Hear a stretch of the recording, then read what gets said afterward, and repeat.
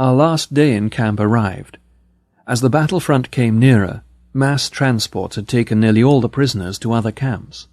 The camp authorities, the capos, and the cooks had fled. On this day an order was given that the camp must be evacuated completely by sunset. Even the few remaining prisoners, the sick, a few doctors, and some nurses would have to leave. At night the camp was to be set on fire.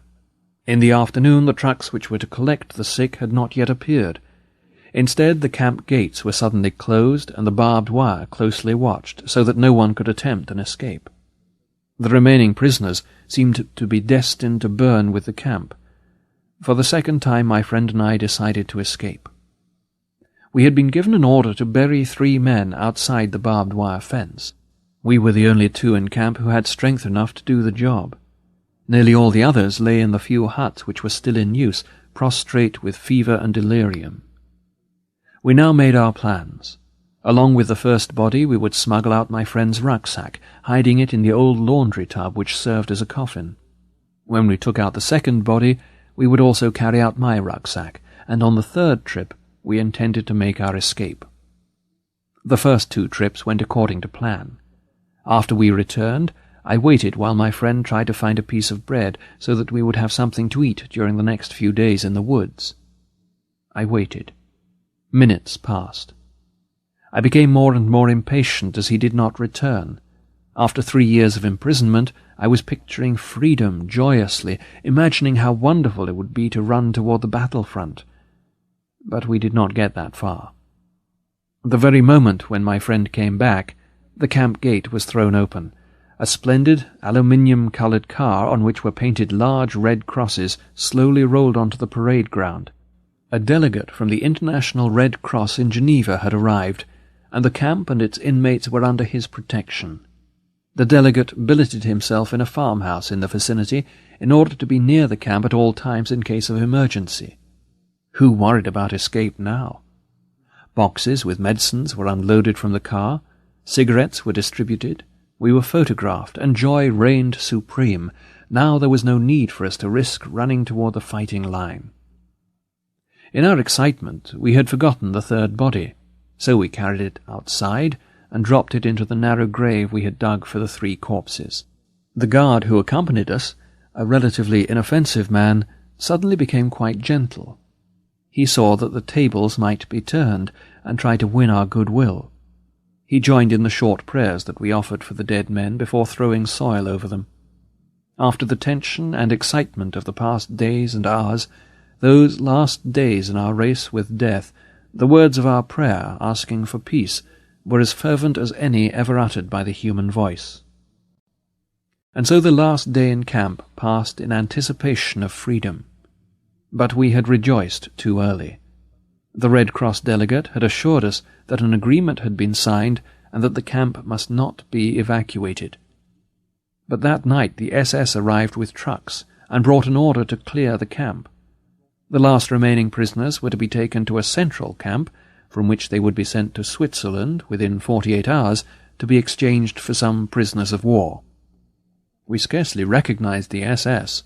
They were so friendly, trying to persuade us to get in the trucks without fear, telling us that we should be grateful for our good luck. Those who were strong enough crowded into the trucks, and the seriously ill and feeble were lifted up with difficulty. My friend and I, we did not hide our rucksacks now, stood in the last group, from which 13 would be chosen for the next to last truck. The chief doctor counted out the requisite number, but he omitted the 2 of us. The 13 were loaded into the truck, and we had to stay behind.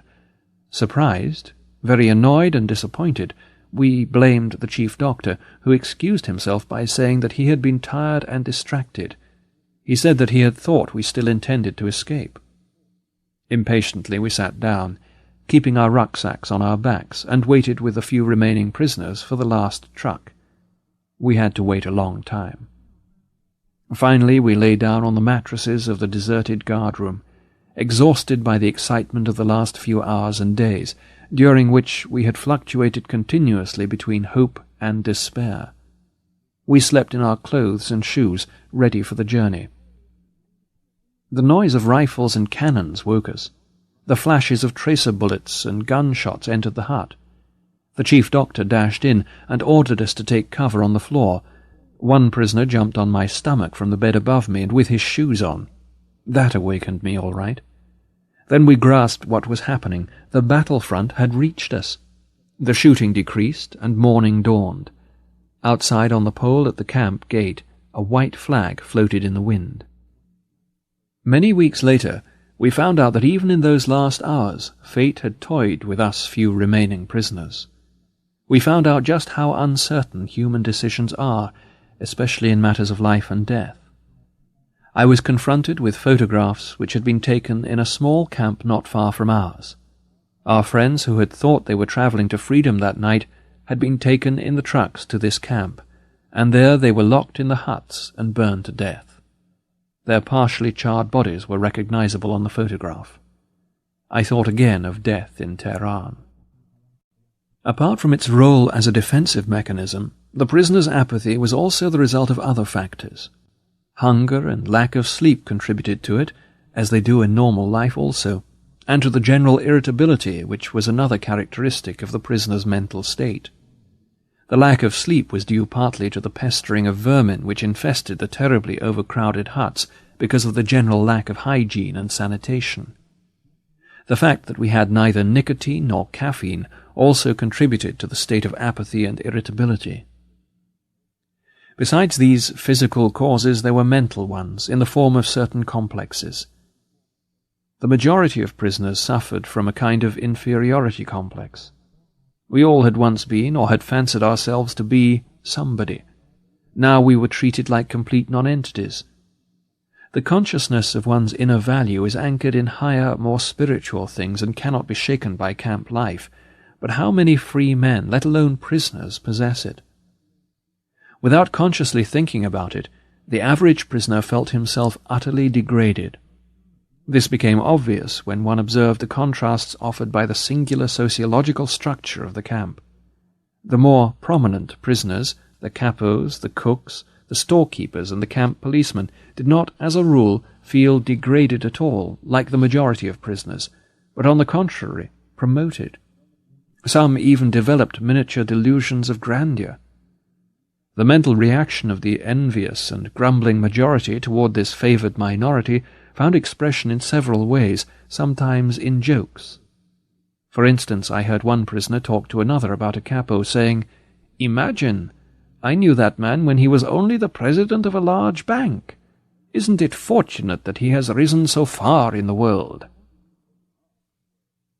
Whenever the degraded majority and the promoted minority came into conflict, and there were plenty of opportunities for this, starting with the distribution of food, the results were explosive. Therefore, the general irritability, whose physical causes were discussed above, became most intense when these mental tensions were added. It is not surprising that this tension often ended in a general fight. Since the prisoner continually witnessed scenes of beatings, the impulse toward violence was increased. I myself felt my fists clench when anger came over me while I was famished and tired. I was usually very tired, since we had to stoke our stove, which we were allowed to keep in our hut for the typhus patients, throughout the nights. However, some of the most idyllic hours I have ever spent were in the middle of the night when all the others were delirious or sleeping. I could lie stretched out in front of the stove and roast a few pilfered potatoes in a fire made from stolen charcoal. But the following day I always felt even more tired, insensitive, and irritable. While I was working as a doctor in the typhus block, I also had to take the place of the senior block warden who was ill. Therefore, I was responsible to the camp authority for keeping the hut clean, if clean can be used to describe such a condition.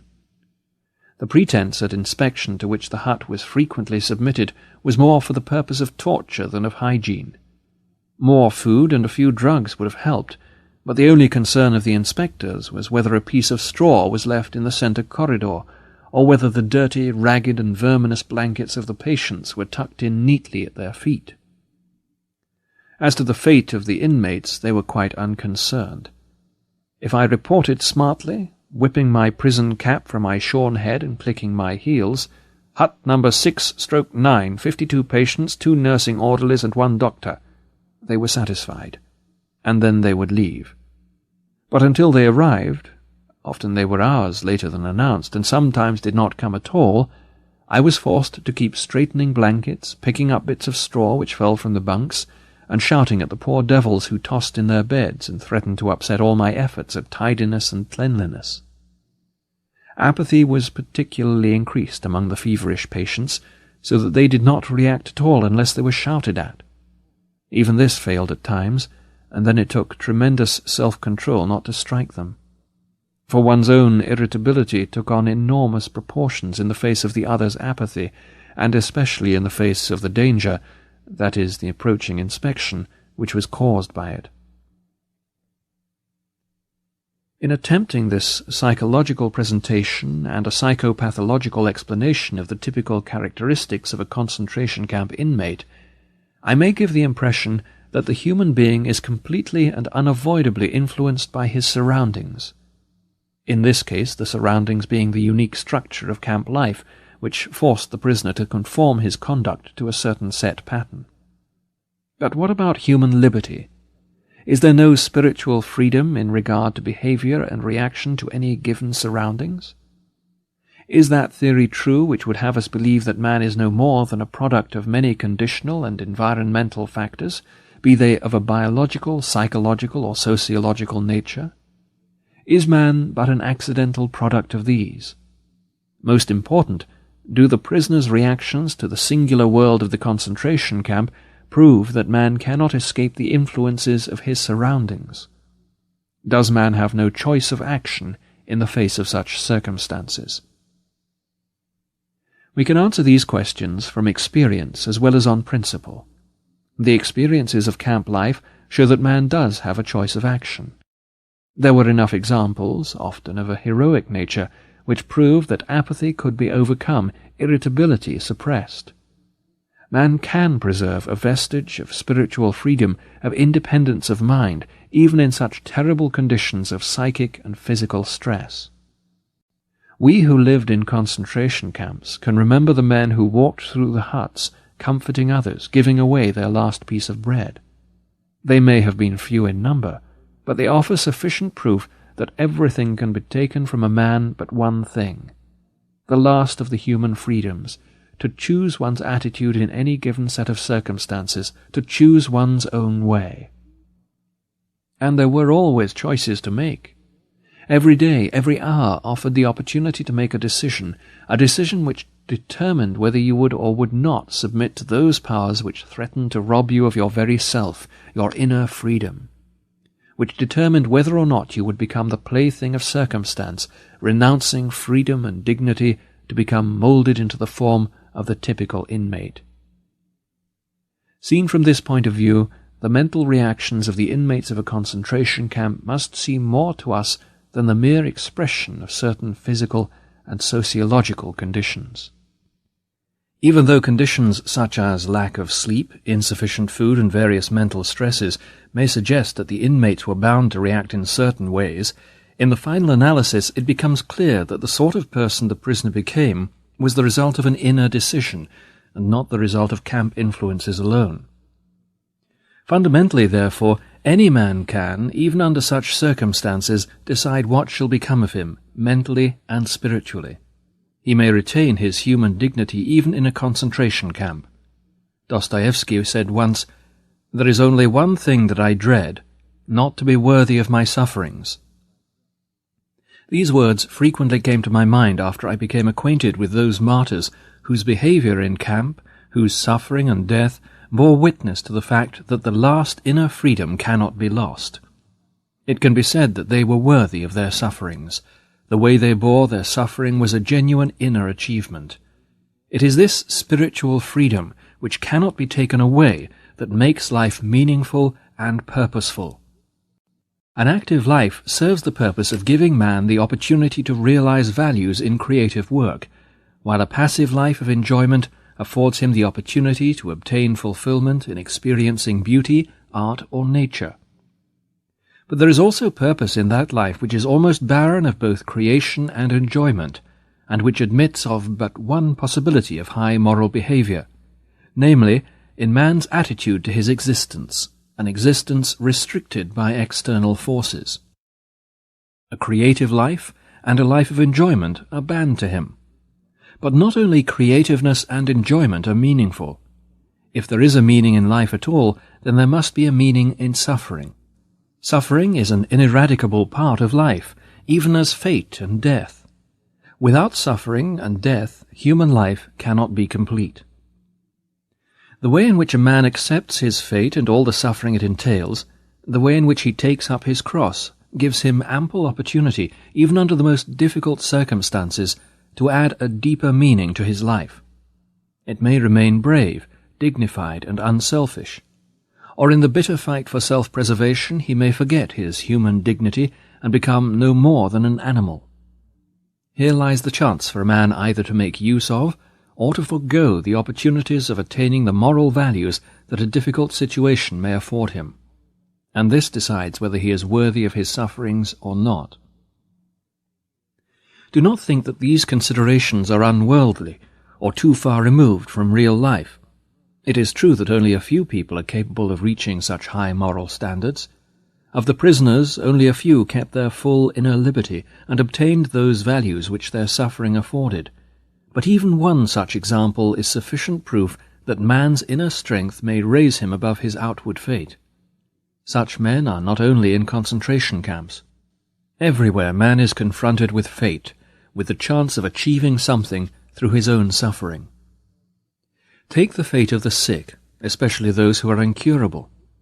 I once read a letter written by a young invalid in which he told a friend that he had just found out he would not live for long, that even an operation would be of no help.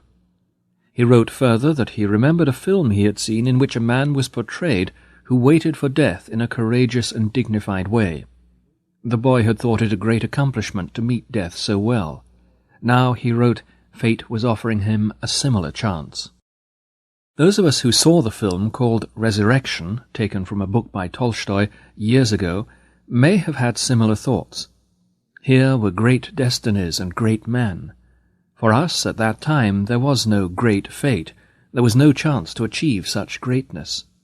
After the picture, we went to the nearest café, and over a cup of coffee and a sandwich, we forgot the strange metaphysical thoughts which for one moment had crossed our minds. But when we ourselves were confronted with a great destiny, and faced with the decision of meeting it with equal spiritual greatness, by then we had forgotten our youthful resolutions of long ago, and we failed. Perhaps there came a day for some of us when we saw the same film again, or a similar one. But by then other pictures may have simultaneously unrolled before one's inner eye. Pictures of people who attained much more in their lives than a sentimental film could show. Some details of a particular man's inner greatness may have come to one's mind, like the story of the young woman whose death I witnessed in a concentration camp. It is a simple story. There is little to tell, and it may sound as if I had invented it, but to me it seems like a poem. This young woman knew that she would die in the next few days, but when I talked to her she was cheerful in spite of this knowledge. "I am grateful that fate has hit me so hard," she told me. "In my former life I was spoiled and did not take spiritual accomplishments seriously." Pointing through the window of the hut, she said, "This tree here is the only friend I have in my loneliness." Through that window she could see just one branch of a chestnut tree, and on the branch were 2 blossoms. "I often talk to this tree," she said to me. I was startled and didn't quite know how to take her words. Was she delirious? Did she have occasional hallucinations? Anxiously I asked her if the tree replied. "Yes." What did it say to her? She answered, "It said to me, I am here. I am here. I am life, eternal life." We have stated that that which was ultimately responsible for the state of the prisoner's inner self was not so much the enumerated psychological causes as it was the result of a free decision. Psychological observations of the prisoners have shown that only the men who allowed their inner hold on their moral and spiritual selves to subside eventually fell victim to the camp's degenerating influences. The question now arises, what could or should have constituted this inner hold? Former prisoners, when writing or relating their experiences, agree that the most depressing influence of all was that a prisoner could not know how long his term of imprisonment would be. He had been given no date for his release. In our camp it was pointless even to talk about it. Actually, a prison term was not only uncertain but unlimited. A well-known research psychologist has pointed out that life in a concentration camp could be called a provisional existence. We can add to this by defining it as a provisional existence of unknown limit. New arrivals usually knew nothing about the conditions at a camp. Those who had come back from other camps were obliged to keep silent, and from some camps no one had returned. On entering camp, a change took place in the minds of the men. With the end of uncertainty there came the uncertainty of the end. It was impossible to foresee whether or when, if at all, this form of existence would end. The Latin word finis has two meanings, the end or the finish, and a goal to reach. A man who could not see the end of his provisional existence was not able to aim at an ultimate goal in life. He ceased living for the future, in contrast to a man in normal life. Therefore the whole structure of his inner life changed. Signs of decay set in which we know from other areas of life. The unemployed worker, for example, is in a similar position. His existence has become provisional, and in a certain sense he cannot live for the future, or aim at a goal. Research work done on unemployed miners has shown that they suffer from a peculiar sort of deformed time, inner time, which is a result of their unemployed state. Prisoners, too, suffered from this strange time experience. In camp, a small time unit, a day, for example, filled with hourly tortures and fatigue, appeared endless. A larger time unit, perhaps a week, seemed to pass very quickly. My comrades agreed when I said that in camp a day lasted longer than a week. How paradoxical was our time experience. In this connection we are reminded of Thomas Mann's The Magic Mountain, which contains some very pointed psychological remarks. Mann studies the spiritual development of people who are in an analogous psychological position, that is, tuberculosis patients in a sanatorium, who also know no date for their release. They experience a similar existence, without a future and without a goal. One of the prisoners who on his arrival marched with a long column of new inmates from the station to the camp told me later that he had felt as though he were marching at his own funeral. His life had seemed to him absolutely without future. He regarded it as over and done, as if he had already died.